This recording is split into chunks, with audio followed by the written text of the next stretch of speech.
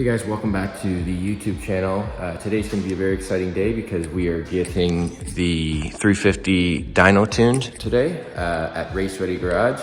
I'd be lying if I said that I wasn't nervous because, you know, with a project like this and going on a dyno day, so many things can go wrong, so many things can be corrected, everything else. But I think we'll be okay because we have most of it pretty well dialed in from a street tune that we did on it. But yeah, so we're going to take this thing to Race Ready Garage and we're gonna get them dialed in and we'll film the whole process, so stick along for the ride.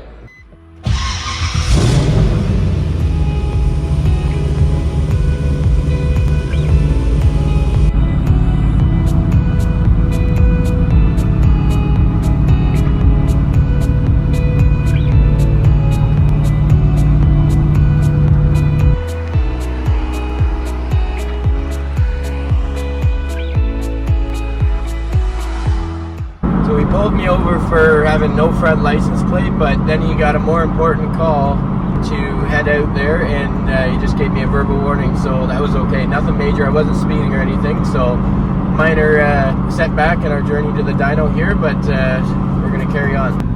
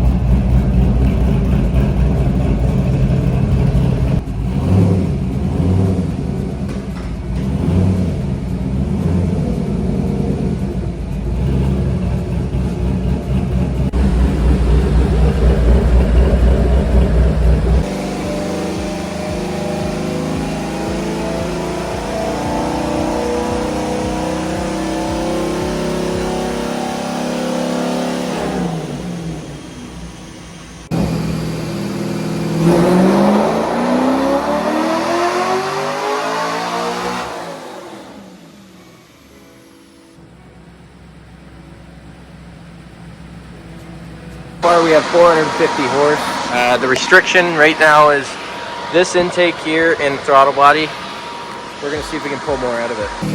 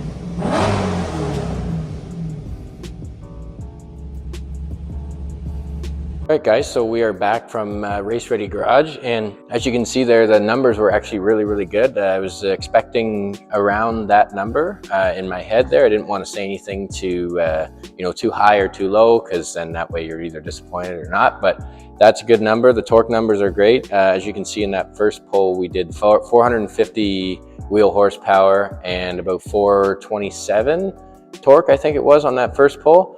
That was just the base one, and then we went ahead and did another pull, and as you can see in the graph here, and you see me film the other side there, we were able to squeeze out 457 and 442 torque, which is great numbers for not too much being done to the engine. I mean, it's got a mild port job on the cylinder heads, and I mean, forged internals and stuff, that doesn't really do anything for power. It's more just for longevity and strength. So for the headers, the stage 3 cam, the ported heads, and the bigger intake on it there, actual intake, not the intake plenum.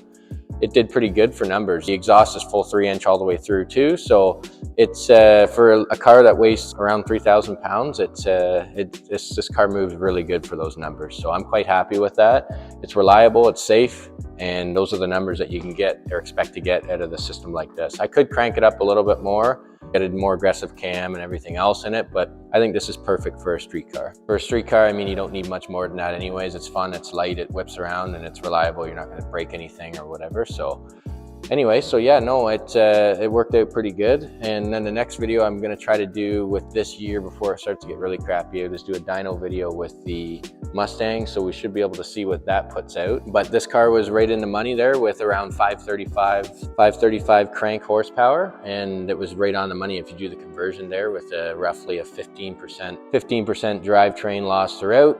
If you calculate it back with the around 460 wheel, that makes out to 535, 530 at the crank, which is exactly the goal that I had with this engine here. So everything went really smoothly on the dyno. The guys at Race Ready Garage were super cool with being able to squeeze me in. They had so many other people lined up and they were super, super busy. So it was cool that they were able to squeeze me in with that. And they had mentioned that I was maybe third swap, that swapped LS car that was on their hoist that actually went okay, and we didn't have any problems with it. We had zero issues, everything went perfectly smooth. So in that case, that's a huge win in my book, because sometimes the dyno can be, you know, that's a testing point when you find shit that's breaking and everything else, and you know, oh, we got an oil leak here, we got it, but no, everything was perfect. So in that, in my book, that's a win, and I can say I'm pretty proud of myself for that.